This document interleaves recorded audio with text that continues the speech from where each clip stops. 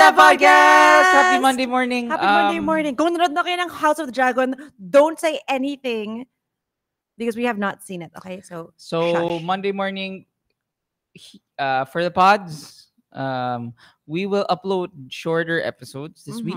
Yes. Para makahabol yung mga wali. But you can hang out with us for a longer time on playback.tv/Jim and Sab. So first, we're gonna do quick news. So what we're gonna talk about? Olympics. We have 2 gold medals. Grabe. Si Carlos Yulo. Yeah. Grabe. Double gold. I tried to stay up last night because so I just learned. Of course I'm aware of the Olympics and I support our country very loosely. I'm just like, oh yeah, may Olympics. I don't know, whatever.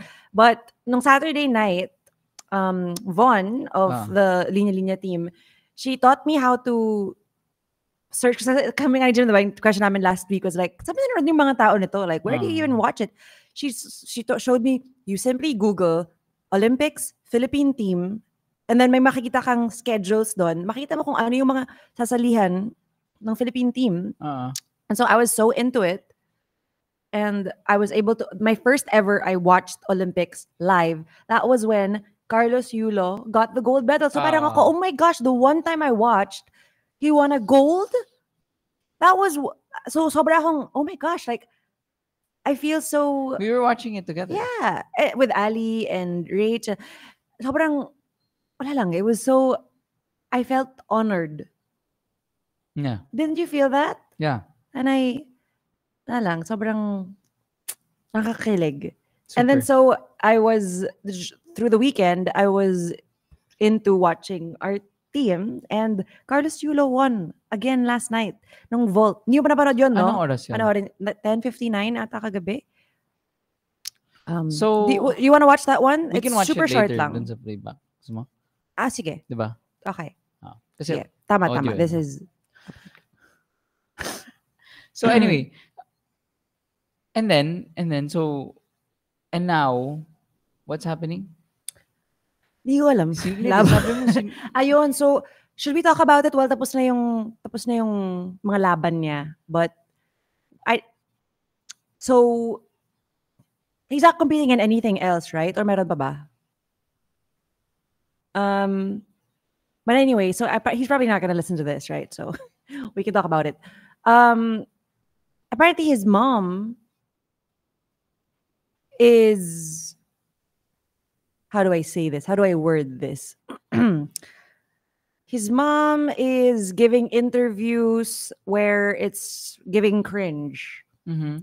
Because she's saying, apparently parang, tama ba? Correct me if I'm wrong. She disowned him or he disowned her? Kasi he's been an athlete. They come from a family of athletes. And yung mga earnings niya as an athlete, apparently ginamit ng mom niya for walang paalam. Okay. So, galit siya. What's happening? Why is it, No, because I'm trying to pull up the... is it sensitive? No, because nagalit yung mga tao before his vault competition last night na nilalabas ng media yung interview ng mom. So, what if he watches that and gets distraught before his Okay, competition? And what was the interview? Yung interview, medyo, we could play it if you want. Okay, sige, wait, where is it? So, this is the mother of ni Kaloy.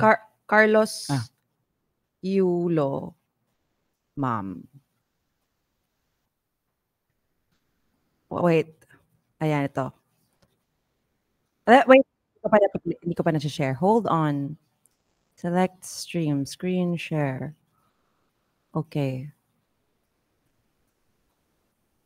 Sa anak mo, kasi Kaloy. Ang naging mecha lang naman talaga, no? Ever since is yung babae talaga. Kasi, yes, oo. Lalong lumaki.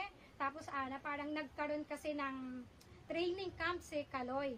Kasama ko yung asawa ko, naghatid kami sa Terminal 3. Ang sabi sa akin ni Raylan, yung coach niya, tita, alam mo na ba ang nangyari? Sabi ko, no idea at all. Kasi hindi naman kami nag-uusap ni Kaloy eh. So wala kaming idea talaga kung ano yung nangyari. Na parang Pagdating So ito yung, asan nanalo na si Carlos yun ng gold, ah. Hindi mo siya hindi mo siya nag-congratulate. What the naman fuck? doon, ang sabi ni Coach Monet, dapat pagdating ni Eldro Ed lang, teammate niya, yung babae, wala doon sa apartment niya, sa bahay na tinitirahan niya, na Okay, it's a little long, but basically she's saying in the apartment, the girlfriend was staying, and then the other athletes were complaining because, or the parents of the other athletes were complaining kasi dapat walang girl, blah, blah, blah. So may issue siya with the girlfriend, okay? Okay. siyempre kasi pamilya kami, kumbaga parang matagal din namin siyang hindi nakasama because of pandemic, di ba? Ilang ano yon. So syempre kung siya gusto rin siyang makasama ng girl, how much more kami na pamilya niya na gusto rin siyang makasama. Even yung mga kapatid niya, kasi talagang medyo nalulungkot lang, no? Kasi sobrang close silang magkakapatid. Pero after nung nangyari yung ano namin ni Kaloy, so parang even yung youngest ko, yung eldest ko, yung ano, medyo si Eldro, medyo ganon-ganon lang yan eh. Hindi ganon kalalim, katulad ng sabi nga nung teacher ni Iza nung nagkausap sila sa palarong pambansa na sobrang malalim yung galit. I'm gonna fast forward it, okay? Wala kaming wala kaming ninakaw. Ayan, ito. Yeah. Sabi ko, Tinanong siya about like, what about the allegations na you stole from him? dahil sa konsensya rin namin ng asawa ko na wala kaming ninakaw, wala kaming ginalaw na pera niya. Siguro meron portion na hindi man lang sabihin mong aaray yung bulsa niya.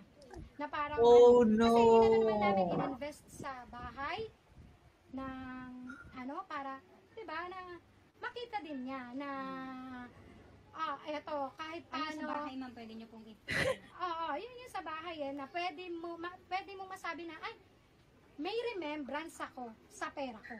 Kasi yan ang sinasabi ko sa mga anak ko.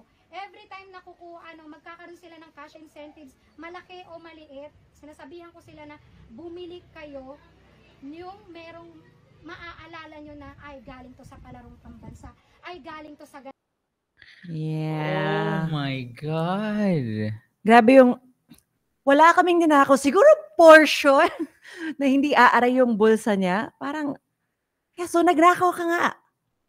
This is a fuck.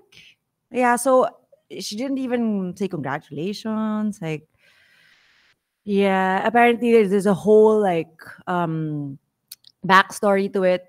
For years na on Facebook, she keeps saying stuff about him na parang penging pera, ganon, na parang, yeah, it's like, Oh, okay. yeah, it's pretty, I feel like it must be embarrassing for him, and I'm happy because he seems to be in a really good place right now, away from this toxicity, and he thanked his girlfriend's family instead of his own family when he won. So sinabi niya, like, I like to thank my girlfriend's family? Hindi ko alam exactly the words. But apparently, parang nagpaparinig pa yung mom na parang kinocongratulate yung mga ibang athletes ng ibang countries, parang throwing shade. Mga malala talaga yung mga posts niya sa Facebook. What the hell? Yung mga, it's the type of parenting na entitled na parang may utang na loob ka sa akin kasi nanay mo ko. Ganon. Gets. Which is a very, I feel like it's relatable to a lot of Filipinos. Yeah. Na parang, Is it mostly Filipinos ba who have to it's deal with that? Filipinos. Really? Yeah, I don't think it's universal. Well, we have a bunch of playbackers na who are living in different countries. I would like to know kung may utang ng loob. Utang na Actually, loob. kasi from what I know and the people I know who grew up in different cultures, like sa States, theirs is like, you're 18, get out of here. Malis ka na. And that's why nga uso sa mga, which is yung mga nursing home. Diba? Ganun nga eh. Parang, so anyway, I guess, is that a Filipino thing? I think it's a Filipino thing. And I feel like it's very sweet that we like to take care of our parents. Pero I feel like it really should be because you want to. Mm. because they showed you so much love and care that you really want to just give it to them as well. Not just give it back because you have to, because you are, thank you for putting me on this earth. I feel like that's a given, Mm. but just because you exist and I exist doesn't mean that I'm beholden to you and like everything I do is to make you, alam mo yun, parang I exist for your pleasure. Yeah. It really should be because I love you. And Yeah. that's why I want to take care of you. That's why I want you to stay with me and, hindi dapat siya parang entitlement na parang, oh, so saka, magkano yung napanalunan mo? Mm. Okay, so anong gagawin natin dyan sa perang yan? Mm. Parang, wait for your child to offer it to you? Yeah. Maybe. And siguro, how do you expect Don't expect it, no? and Na bibigay sa'yo parang yung pera. kumbaga how your child giving you money and support financially and whatever is an act of love. Mhm. How can you expect that person to, if you didn't give an ounce of love to that kid? Yeah. So hindi nga marunong eh. I mean, but Grabe yung naka-gold medal siya, tas parang hindi pa rin enough. but most of the time, actually, in like for the most people we know, right? Na let's say the parents, not really, not the most loving people, not expressive, not nurturing. But these kids, they find a way to meet friends, meet other people who teach them how to be loving and caring, right? Yeah. But the sad thing is, because nga in our culture, what would end up happening is they end up not being able to love themselves because their parents could never give it to them. Although they are very loving and subservient na, Mom, Dad, ito yung 20% of my 50, 80% of my sweldo every month. And the parents like, bakit ito lang? Or ganyan or something. I don't know. I'm just we're talking about what we hear from people we know na who go through this, right? Like bakit, like there are some people nga na they're the breadwinners of the family and then they buy something for themselves, right? Like or pa-nails sila or I don't know, like Tapos may hiritan pa. may hiritan pa na Wow. may Wow, time. daming pera, daming Ganyan. time Ganon. Wow. So Ganon. Grabe. and we're on a full stance here, right? What? I like your stance. Yung sinabi mo na it should not be something out of it's your duty. Yeah. Hindi, kasi for me, especially as a parent, you also set your boundaries. If you're gonna let your child who is, kunwari, working age na siya, tapos papastay mo sa bahay mo, na walang ambag, tapos parang hindi mo naman siya binibigyan ng skills na, alam mo yun, parang dito ka titira, tapos I'm gonna baby you, pero tapos mag-expect ka na may gagawin siya for you. Binibaby mo siya eh.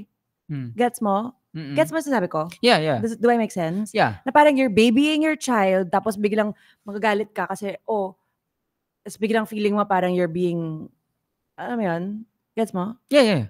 Pero, nagigets ko. So, Hindi, meaning ko, what I mean is, it's two ways na you can't, wag mo rin namang ibigay lahat ng walang, alam mo yun? You gotta set boundaries na, hey, okay, now that you're, this is what I feel like is fair. Pero hindi pwedeng kukunin mo ng walang sabi. You have to agree. Diba? Na parang, so, part of the groceries, I'm gonna need help with this. Now that you're working, do you think you can chip in? Gets mo? Yeah. And not just expect na parang, bakit di ka it's all about communication. And if you don't want to chip in, do you think you could find your own place? Because I can't pay for all of the groceries. So you're saying it's two-way? It's two na ways. It's not, hindi siya pwedeng tong nangyayari. Your child can't walk all over you ren naman. Yeah. Pero you can't just expect na just because may earnings siya, entitled ka doon na hindi ka man lang magsasabi na kukuha ka. Diba? Na portion, may portion. Like you so gotta what do you say think, it. You gotta ask for permission. What do you think? Side note, I have a new Audible. Mm. So after my multiple failed audibles, Like what? What failed? sobrang daming failed audibles. Sorry, Audible is the app where you Listen to audiobooks. audiobooks. And so ako as kuripot, Mm. as proven by my first ever Shopee purchase, Sobrang hassle. Nag-COD si Jim for something na 44 pesos. So, sorry. tumigil yung buong bahay kasi nasa banyo siya. Tapos parang, may COD, kailangan daw bayaran, 44 pesos. Tapos ako, parang, Jim, may kailangan daw bayaran. Ha? May kailangan daw bayaran na. He's in the shower. Tapos ako, 44 pesos? Ano to? Kasi I'm like, Yeah, Jim never does COD. what is that? Because I, aside from the titanium, You should have brought it here so we could show it to them. instead of the titaniumness of, because of the titaniumness, I hope you get what I'm saying, of Shopee. Wala na, they have redeemed na. Okay. So I've never used Shopee. And it was the first time I tried it. And grabe talaga ako, ang bilis, ang lakas talaga ng influence si Sab sa akin. Na I think she casually mentioned one time 7 years ago na parang, yeah, pero ingat ka na kasi maraming mga fake or something like that. Yeah. And I took it to heart na okay. In lagi- Lazada or Shopee. I will never use Shopee, Lazada lang ako. Ah. So, nayari na ako once with the Lazada with the yung medicine, You yung have to check supplement. kasi kung Lazmall or Lagi Shopee kong mo. ginagawa yun sa Lazada. Tsaka sobrang, hindi siya nag-check ng ratings, hindi siya nag-check kung ilan yung sold. I Ano, always should I do a tutorial That's of what I how always to do. not get scammed? That's what I always do na. Jim went to Doc Martens Philippines, mali yung spelling ng Philippines.com.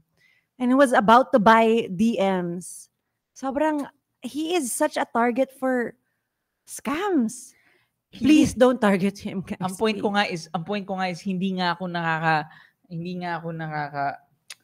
nasa scam kasi nga sa sobrang kurip. 44 pesos, it took me a week to decide. Kung bibilin mo. Parang risk ba? Worth ba yung risk na I'd buy from this vendor? May mga reviews naman na sinasabi maganda. And there's like 44 pesos. Like, It's like, free shipping. Solid ah. Ganito pala sa Shopee. Pero mag-ingat ka rin dun sa mga, isa lang before, okay, tapos mo muna yung kwento mo. Sabihin ko True yung enough, I will do a product reveal of my 44 peso life-changing purchase. Okay. Oh, so you have it. Oh, great. Well, while you're getting it, yung nga, ingatin kayo dun sa mga 5-star. Kasi minsan, ang labo ng mga reviews sa mga 5 stars. Pero yung nakasulat is, pangit, di gumagana. Pero 5 stars, labo. Actually, yung iba though, obvious na medyo parang pina-flood ng mga Bot. Hindi, because you can do, I think sa Shopee to, hindi ko alam kung Shopee lang or Lazada, yung parang naka-auto-generate yung kung ano na yung sasabihin mo, parang i-click mo lang, parang good fit, good quality, nice, blah, blah, blah. Because the more you review, you get coins that you can spend later on. Hindi, pero may mga iba na obvious eh. Parang, Sorry, hindi to totoo. Mga very, it's like a wallet and it says like, good something, whatever. Like, good charge, whatever. Parang basta basic nonsensical. So anyway, so excited because I've been getting into time boxing. So that's how I start my work. You mean like time blocking? It's not. What a rebrand, Diyos ko. Iniba mo lang yung tawag. It's time blocking. Ano yung process ng time blocking? Hindi ko alam. Oh. Time boxing? Ano naman to? It's pretty cool. Okay, sige. Kwento mo. Explain mo. So basically, I'm super gonna get into it though. How do you do it? So basically, you dump your thoughts first. So there's a portion na may box na where you do a brain dump. Okay. Like, it can range from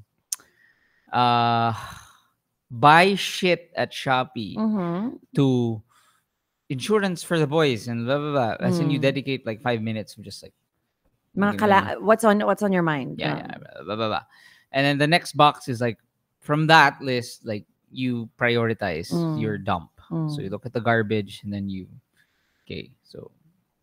improve sales of blah blah blah blah blah.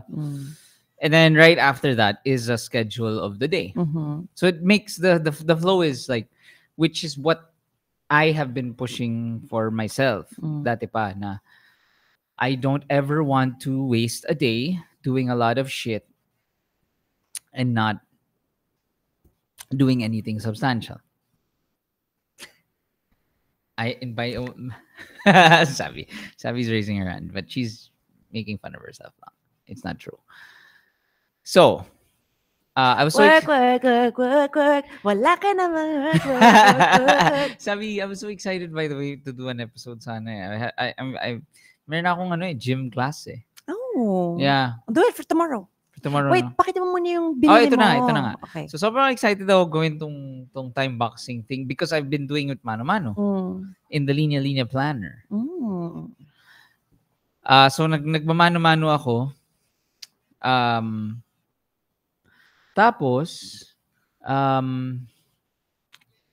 while I was doing it, I was like, shit, I wanna print it pero hindi ako marunong magkabit ng laptop sa printer naming napaka-complicated. It's not. It's really not. So It's I was a really like, good printer it's like, and you just have to, okay. sobrang gulo. Like, every time I say na, Sabi, pwede ba ako connect sa printer? I don't think you've ever printed anything. You always say, I have never printed anything in 8 years. Because I'm so like, no, just don't touch it. I'll do it. So si Sab, lagi siyang, hindi kasi there's this whole thing. You always say that there's this whole thing. So hindi ba lagi like parang connect to whatever. So anyway, it's a It's not. I don't know why we have a complicated printer because what? We print once a month. Anyway, so I was like, I don't want to bother Sab. She's very busy. I don't want to message her and say, hey, can you print this shit for me? The templates. Kasi syempre naghanap na ako sa Google mo. Sobrang kaya ko yan.